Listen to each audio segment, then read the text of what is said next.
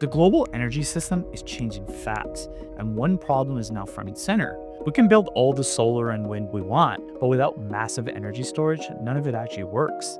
And that's the bottleneck. The grid needs power even when the sun isn't shining and the wind isn't blowing. And here is where that story takes a turn. The same engineer who helped scale Tesla's Powerwall is now building something new in America. So ask yourself this: what do energy security, US supply chains, critical materials, and Tesla all have in common? NeoVolta, ticker NEOV. NeoVolta is a US-based small-cap energy storage company getting ready for the next phase of the American grid build-out. And the numbers are starting to show it. In fiscal 2025, the company pulled in $8.4 million in revenue, up 219% year over year, marking 4 straight record quarters. Today, it's running at about $27 million in annualized revenue, yet the market cap sits near $127 million. The biggest shift ahead for this company is manufacturing.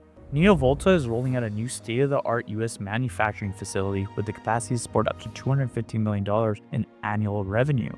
That domestic footprint matters. It aligns with federal procurement rules and opens doors to utility, commercial, and public sector contracts that offshore battery makers can't touch.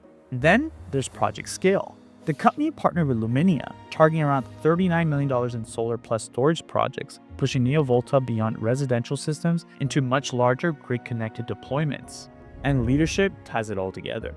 CEO Ardis Johnson helped build Tesla's Powerwall program, worked at General Electric, and served as a US Navy nuclear aircraft carrier officer. It's the exact background you want when scaling factories, power systems, and critical infrastructure.